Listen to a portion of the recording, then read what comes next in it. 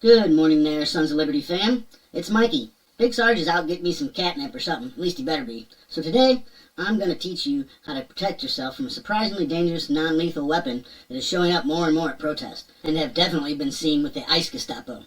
That would be sonic weapons. Sonic weapons are not talked about much by the media or by activist organizations near as much as other non-lethal weapons such as pepper bomb, tear gas, or rubber bullets. I'm assuming because people don't view them to be as dangerous as those other weapons, but they most definitely are. And in today's video, we're going to tell you a little bit about them and how you can somewhat protect yourself, and at least to know what to look for and how to avoid being injured by them. Sonic weapons fall under the umbrella class of Directed Energy Weapon, or DEW, which is a ranged weapon that damages its target with highly focused energy without a solid projectile, including lasers, microwaves, particle beams, and sound beams. There are a couple different types of sonic weapons that have been developed, but they all basically work off the same principle using a focused beam of ultrasonic sound. By far the most common ultrasonic weapon sold and used by law enforcement is the LRAD, Long Range Acoustic Device, sometimes called AHD for Acoustic Hailing Device or a sound cannon. According to a 2025 study, law enforcement in over 500 cities and counties in the U.S., along with several federal agencies, including those ICE fuckwads, use LRAD as a non-lethal deterrent. So, what is LRAD? Well, as much as I get the zoomies talking about science shit, I promised Big Sarge I wouldn't get into the weeds too much on that. He said, "We're not a fucking science channel. We're trying to teach them how to be safe at these protests and help protect their communities." Blah, blah, blah. Crabby bastard. So I'll just quickly go over the basics. This here is an audio speaker you would typically have for your car or home stereo. They can produce frequencies pretty much across the full range of human hearing, 20 Hz to 20,000 Hz, or 20 kilohertz, depending on the type of speaker. Casual, comfortable listening is approximately 60 to 80 decibels.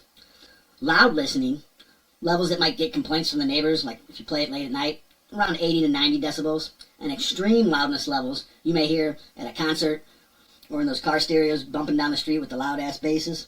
You can literally feel the vibrations. That's going to be around 90 to 100 decibels typically. This is what sound waves do when emanating from a typical audio speaker. This is commonly what you'll see as an LRAD speaker. What's behind that thin membrane or cone is a bunch of regular, although very high quality, smaller speakers.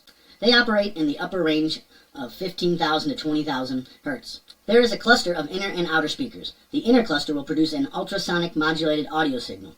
The outer surrounding speakers will be the exact same ultrasonic modulated audio signal, but inverted, with the outer speakers behaving more like normal sound waves, causing the ultrasonic inner sound waves to radiate out in a very straight, controlled line. If you want to dive deeper into the science behind all this, I'll leave a link in the description. Besides having a couple presets on them, you can also manually adjust frequency and the volume, or decibels, on an LRAD. Like I mentioned, the frequency range is approximately 15,000 to 20,000 Hertz. At a safe-ish decibel like about 80 decibels, each person may experience the LRAD's intensity a little differently at different frequencies, but the decibels is where it gets dangerous. A warning preset is usually set around 75 to 90 decibels. While it's extremely annoying for most people, it's usually not painful or it doesn't disorientate you at all. The setting for dispersing a crowd is usually 100 to 130 decibels. At this level, if pointed directly at you, can be painful and cause disorientation. And don't forget, as you can see by the picture on the screen, the limited or warning setting will affect you the most at a 15-degree angle directly in front of the LRAD out to about 10 yards or 10 meters. With it set on maximum or disperse setting, you will be affected the most severely in the same 15-degree range directly in front of the LRAD, but out to about 80 yards, or about 75 meters. Basically, just shy of the length of a football field. The next part is what worries me. The vast majority of LRADs on the market can be turned up to 160 decibels. To put that in context, 130 decibels within 3 to 5 feet of someone's ear can literally rupture their eardrum after 8 seconds. 160 decibels is said to be the equivalent of someone firing a shotgun 2 inches from your ear, or standing 10 to 15 feet from a commercial airliner as it gets ready to lift off. And how much you want to bet those fucking ICE Gestapos just leave theirs cranked up to about 160 at all times. So now you know what you're up against. Let's see what we can do to protect ourselves and others. I'm not going to go into details of the testing either. I pulled the data to gather the info from a half a dozen content creators that had access to LRAD and personally put themselves in line of fire to see what worked best to lessen the effect of direct ultrasonic high-volume audio aimed at them. Along with a couple studies I read, I'll put the links in the description of this video. So all we're doing here is simply taking some real-life experience from people we talked to and research we've done and putting it together to keep you safer out there.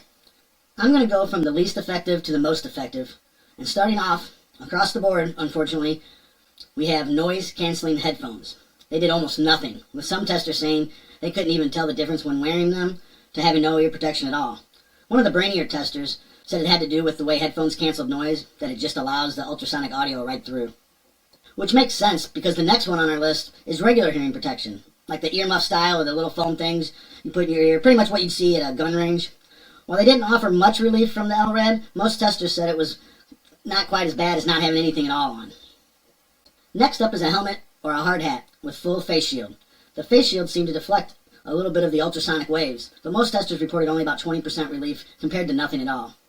Now when they paired that with the protection from the last one, the hearing protection, they said it was about 30% better than with nothing at all. The next one really surprised me, a 3 foot by 3 foot piece of dense foam, kind of like acoustic foam. Pretty much all the testers said the most relief they got was about 30% compared to wearing nothing at all, so not very good there. Next up was a good-sized piece of thick cardboard, or something made of a cork-like material, like a bulletin board. Remember, most of these testers tried to throw in a few things that the average person could find in a pinch.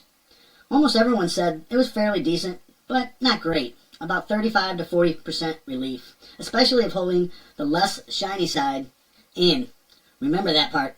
We'll talk about it in a little bit. Next was a full or upper body tactical shield, or like a riot shield. A few testers simply used a large piece of plexiglass they simply curved a little and attached some sort of handle. This gave most testers their first sign of hope, with some saying up to 50% relief compared to using nothing at all. But wait, there's an asterisk on this one. Now this only came from one tester, but they had an actual tactical riot shield, and I think they ran some pretty good tests on this. Take a look, see what you think. If it would have an effect to actually send the sound back to the source. So one last test I want to try is to see if he holds the riot shield in reverse, facing me. Does it make it a heck of a lot louder and almost unusable, the LRAD unusable to the person who's operating the controls? So that'll be the last test that we run here.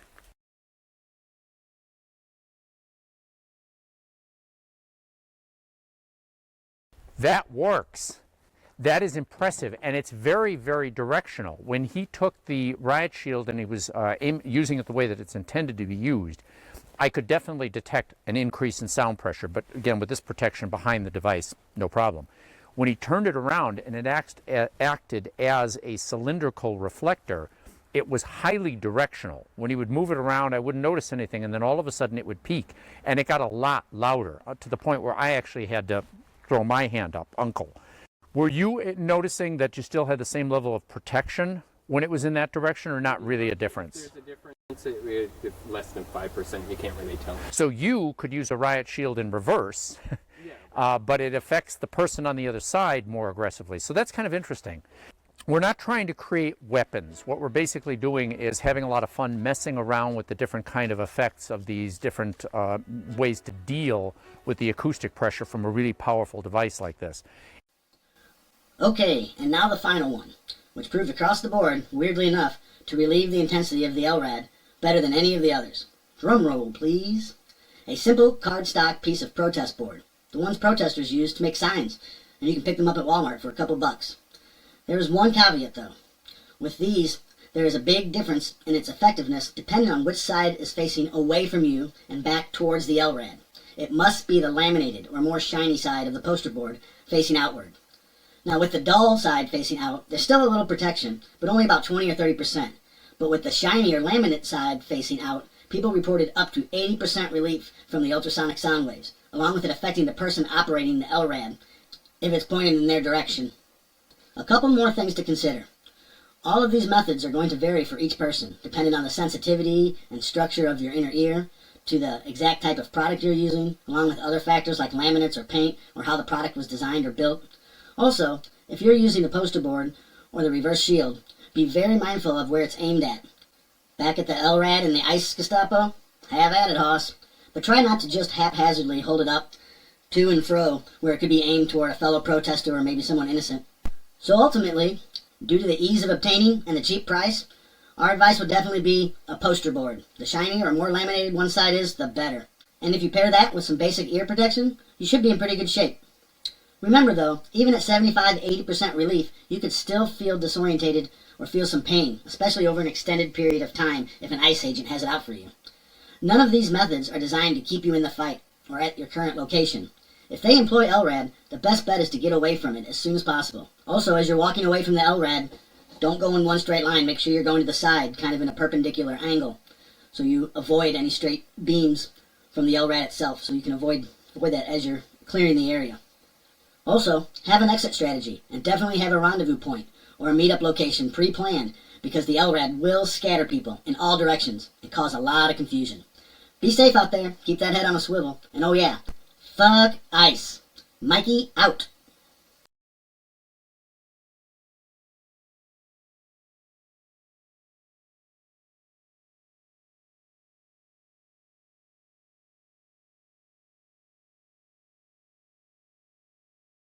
I just wanted to say that if for some reason you think that I shouldn't be helping protesters protect themselves from non-lethal weapons, I don't fucking care.